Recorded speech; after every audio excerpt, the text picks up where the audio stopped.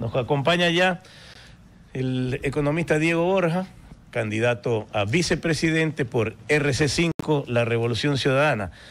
Gracias, Diego, por estar con nosotros. ¿Cómo está usted? Bienvenido a Radio Tropical. Muchas gracias a usted, JJ, por la invitación y un saludo para toda su audiencia. ¿Cómo está la campaña? ¿Cómo la siente usted? Ya estamos prácticamente en el tramo final, ya se ha concluido el tema de los debates, primero los vicepresidenciables en donde usted compareció, lo cual estuvo excelente, tuvimos también el debate presidencial, ahora hemos tenido este fin de semana también debates de asambleístas dentro de una cultura importante que es el cruce de ideas y el debate para que la sociedad pueda entender y tenga un voto razonado. ¿Cómo ve usted ya el tramo final de la campaña? Bueno, es una campaña corta y por tanto es muy exigente, porque tiene usted que visitar la mayor parte del territorio, poder entregar la propuesta a la mayor parte de las personas y también escuchar, ¿no? Por supuesto. Porque de eso se trata una campaña y claro, en tan poco tiempo, son apenas 35 días, ha sido muy extenuante, si usted quiere, pero estamos con todo el compromiso de continuar hasta el final. Dentro de este ejercicio de escuchar, que es lo más importante para un político, uno puede tener una plataforma de ideas, muchas pueden ser muy bien intencionadas y muy bien sustentadas, pero hay que verificar si estas están en sintonía con las necesidades reales de la ciudadanía. De esta experiencia, ¿cuál cree usted que son tres necesidades vitales que ha escuchado en común en todo el Ecuador? Mire, voy a empezar por probablemente la última, ¿no?, de estos últimos días y que se está convirtiendo en un clamor, que es el problema vinculado a la falta de empleo en el Ecuador y por tanto a una nueva ola migratoria que se ha dado hacia los Estados Unidos. Yo pude verificarla a finales del año en Nueva York, pasé con hermanos migrantes allá y pude ver la gran cantidad de ecuatorianos que otra vez han buscado refugio en los Estados Unidos. De todas las clases sociales. De todas las clases sociales, de todas las provincias del país. Y claro, en este momento lo más grave es el posible retorno bajo esta modalidad de expulsión de los hermanos migrantes. El portal La Posta recoge que son 31.252 ecuatorianos que están en situación listos para ser deportados. Cuando ya han sido deportados, según también información periodística, 250.000 ecuatorianos entre el año 21 y el año 24. O sea, es una cifra enorme y ahora se sumarían 31.252 ecuatorianos. Y en ese sentido, en este mismo momento, para nosotros esa es la principal preocupación inmediata. Ya me refiero a las otras. Pero a esta inmediata nosotros estamos proponiendo un programa de acogida emergente. Tomar la responsabilidad que al Ecuador le corresponde en este problema, que es la acogida emergente con un apoyo psicológico para las personas que estén en esta situación, que es muy grave.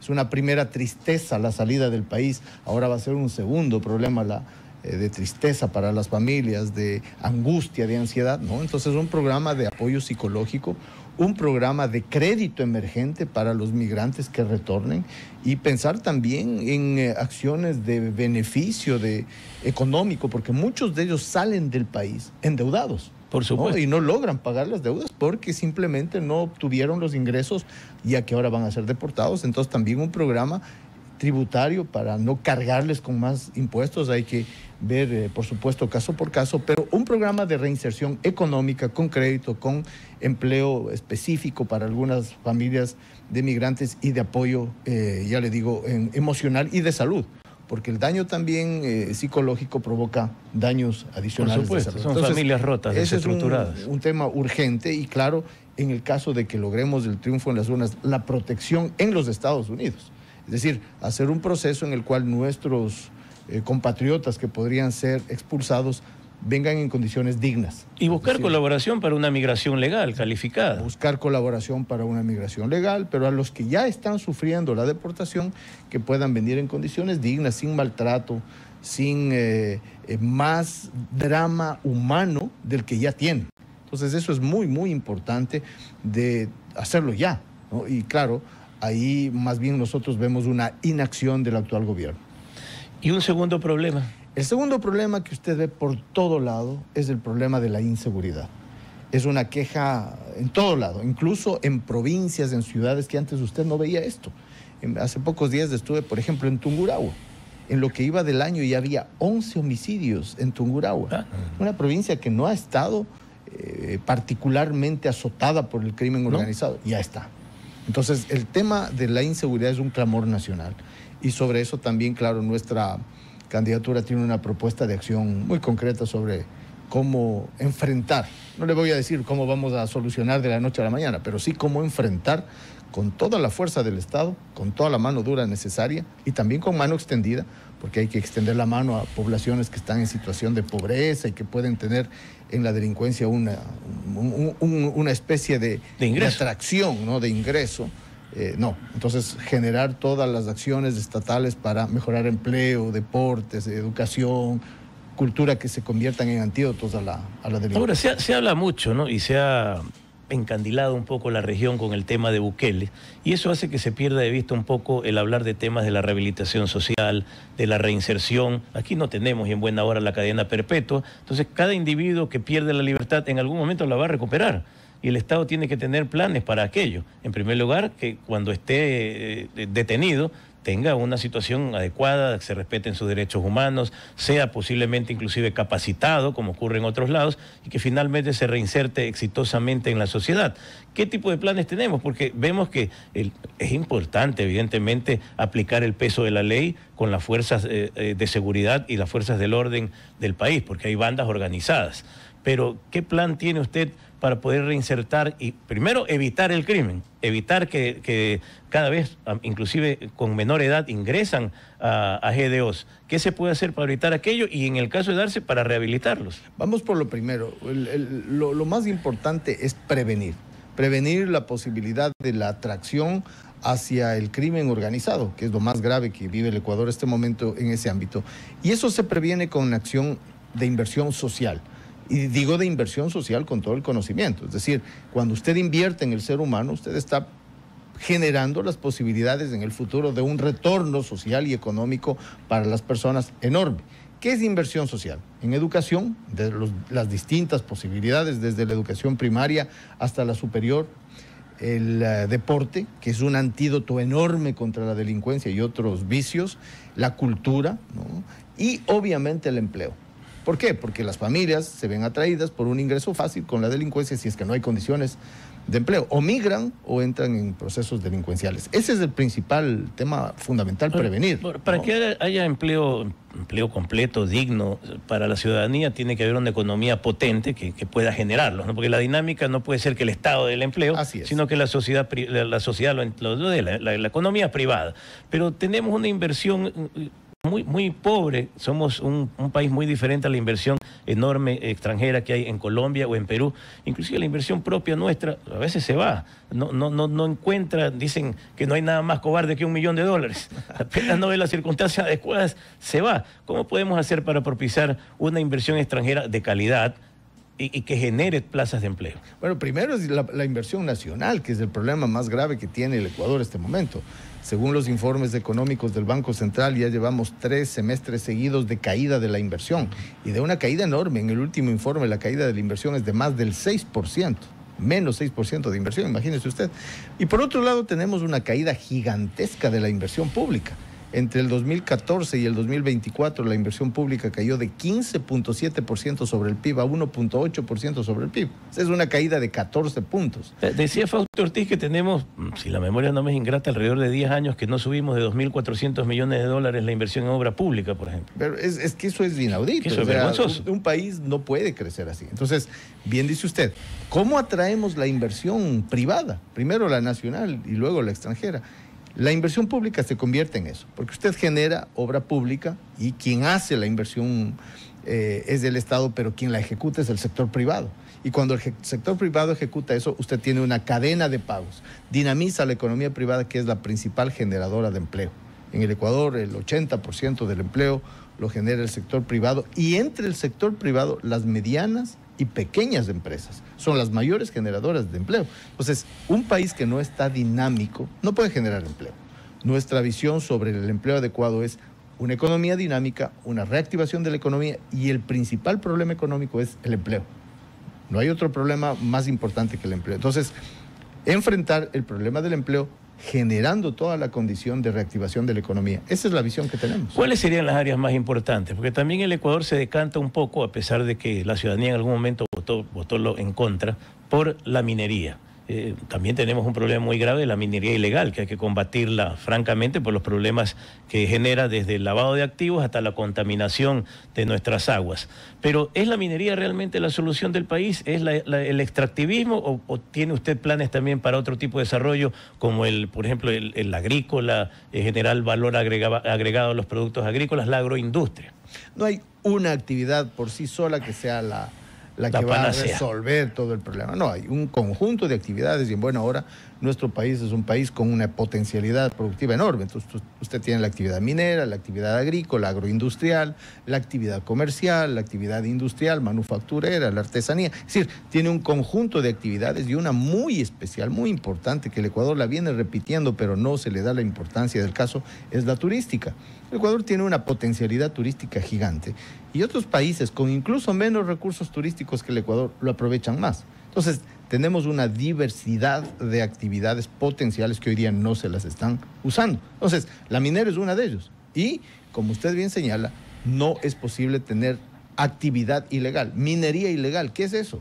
Es como decir, no sé, radios ilegales. No, lo ilegal tiene que combatirse. No, y además, cuando lo ilegal no es una actividad artesanal. Sabemos los millones de dólares que se invierten para la explotación ilegal de minas. Mire, los informes solo periodísticos que agarran solo una parte del problema hablan de 1.300 millones de dólares en actividad minera ilegal del oro, ¿no? Entonces usted dice, bueno, si es que eso es lo que sale a la luz, la punta del iceberg, ¿cuánto realmente será lo que está en la base? Ahora, ¿cuán contaminado está el país realmente por este tipo de inversión ilegal? Usted estuvo también funcionario en finanzas, cercano al Banco Central.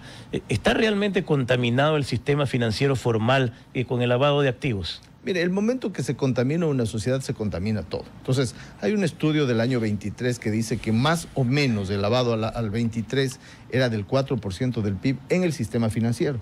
Si es que eso es así, si es que es el ámbito en el cual se mueve la liquidez, digamos, que estaría en el orden del 4% del PIB, eso cuando se multipliquen las actividades de la economía real, o sea, de la no financiera. No tiene una proyección geométrica. Podemos estar ahí hablando del 16, del 18, hasta el 20% sobre el PIB. Entonces, es una cantidad gigante que solamente se la puede combatir si usted aumenta la economía que no es ilegal, la economía honesta. En todas las economías del mundo hay enclaves de economía criminal, en todas.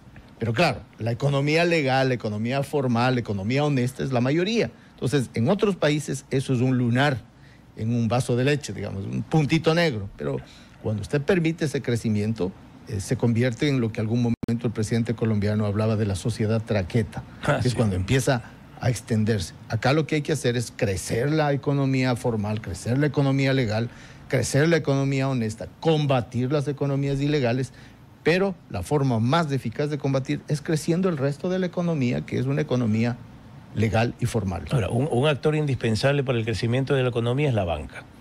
Tenemos todavía tasas muy elevadas, a pesar de que estamos dolarizados desde hace mucho tiempo. No tenemos tasas competitivas, mejores tasas tienen en Perú, en Colombia, o en Salvador, o en Panamá, países dolarizados estos dos últimos.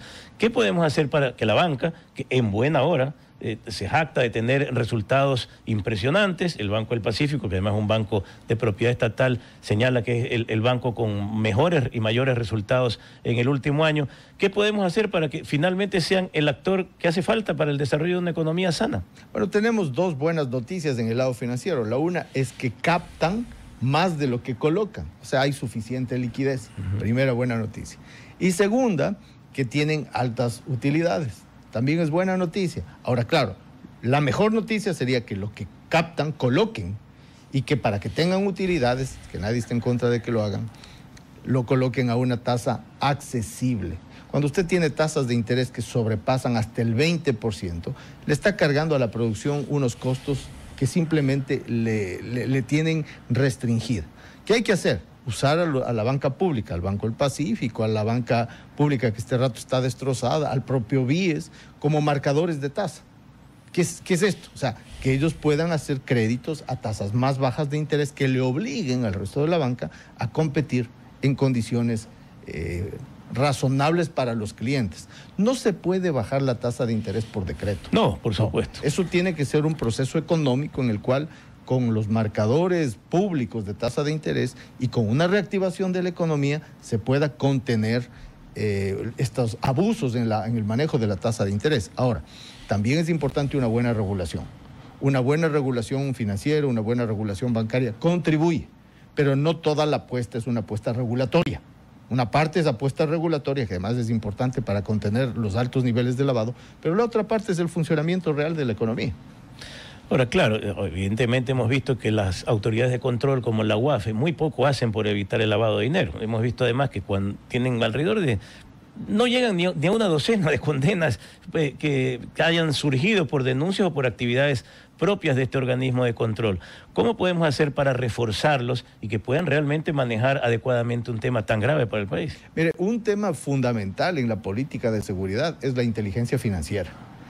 La inteligencia financiera tiene que adelantarse a los crímenes que luego se trasladan a las calles, porque bandas criminales con potencia financiera enorme son difíciles de combatir. Imagínese usted un nivel de capacidad financiera del 4% del PIB, es una cosa enorme. Entonces, la inteligencia financiera es puntal de una política de seguridad, tiene que ser profesional, tiene que ser reforzada con tecnologías de punta. En el siglo XXI nadie nos puede convencer que no se puede saber la trazabilidad del dinero. Usted puede saber hasta el último dólar que mueve. Follow the money, dicen los gringos. No hay más que eso. Y eso es posible de hacerlo. No ha habido voluntad. Y no usarle a la UAFE como un instrumento de persecución política, que es una de las contaminaciones que ha tenido en los últimos gobiernos. Sí, porque sin inteligencia financiera no podemos tener un policía en cada esquina ni vivir como en el lejano oeste con el sheriff dándole bala a todo el mundo. ¿Cuál es realmente la solución? Porque vemos que el Plan Fénix ya tiene un poco más de un año y los resultados realmente no son los adecuados ni los esperados, seguramente ni por el propio gobierno, porque debo de imaginar que lo hicieron con la mejor de las intenciones, pero finalmente no damos abasto. Al revés, son resultados inexistentes. Estaba viendo las estadísticas del primer mes del año sobre los homicidios y estamos con 600 en lo que va del mes de enero, ¿no? 600 frente a 479 del mes de enero del año pasado. Entonces, es una subida enorme, es más del 25%. Entonces, evidentemente, si nos basamos en resultados, que es donde hay que basarse, el Plan Fénix no ha servido para nada. Al contrario, ha sido solamente un blufeo que no tiene un resultado real. Cuando le comento que en la provincia del Tungurahua, que es una provincia tranquila, tenemos 11 homicidios en lo que va del año, usted dice, bueno, entonces esto es una contaminación que no está funcionando en la contención del Plan Fénix ni de ningún plan de seguridad que ha tenido el gobierno de Noboa. Pero se ha acusado por parte de los detractores de la Revolución Ciudadana que parte de este problema nace de la ciudadanía universal, de no haber solicitado los récords policiales a quienes ingresaban al país. ¿Cuánto cree usted que hay de verdad en esto? Debe haber una parte de verdad, siempre viene gente mala dentro de las olas migratorias. Ya que tenemos los propios también. Pero a eso le iba justamente a mencionar. Cuando nosotros expulsamos ecuatorianos, también van muchas personas a España, a Italia, a los Estados Unidos. La mayor parte es buena gente que va porque no tiene oportunidad acá. Pero evidentemente también se deben colar ahí gente delincuencial con malas intenciones. Lo mismo nos pasa a nosotros. No podemos decir que la mayor parte de la migración sea una migración mala, pero evidentemente si no tenemos control, reconocimiento facial, reconocimiento en carreteras, de placas, ya una vez que están acá, es decir, obligar a pasados judiciales, que en el siglo XXI es posible hacerlo. Muy fácil. Es fácil, ¿no? Obviamente también estamos con una permisividad muy grande que luego es difícil combatir. Ahora, en mi perspectiva, el problema no son las personas individualmente con problemas previos de delincuencia, son las organizaciones criminales, son los grupos criminales organizados que tienen otro tipo de lógicas y que no pueden ser combatidos solamente con políticas internas. Hay que tener una política férrea internamente, pero tiene que haber también una política de colaboración con los vecinos, ¿no? Una última pregunta, porque sabemos que usted está con la agenda apretada, 7:29, que los ciudadanos quieren conocer de su propia boca. La dolarización, sostenerla, mantenerla, reforzarla, ¿cuál es su opinión al respecto? Absolutamente sí. Ahí no hay vueltas que dar. La dolarización es el esquema monetario ecuatoriano y no hay ninguna posibilidad de que no lo sea. ¿Por qué? Porque es un sistema que funciona. Porque es un sistema que permite planificación de largo plazo a consumidores, a inversores y porque le sirve al ecuatoriano. Un país que tiene una inflación baja en general. Claro que también dónde miden la inflación, porque cuando usted ve los incrementos de precio en el último año, en algunos rubros son importantes. Por eso es que el ingreso de las personas no alcanza, ¿no? Pero en general el sistema monetario funciona. Cuando a mí me tocó defenderlo en el 2009, lo hice. Y lo hicimos sin cargarle el peso a la gente, ¿no? Muchísimas gracias, Diego Borja, candidato a vicepresidente por RC5. RTP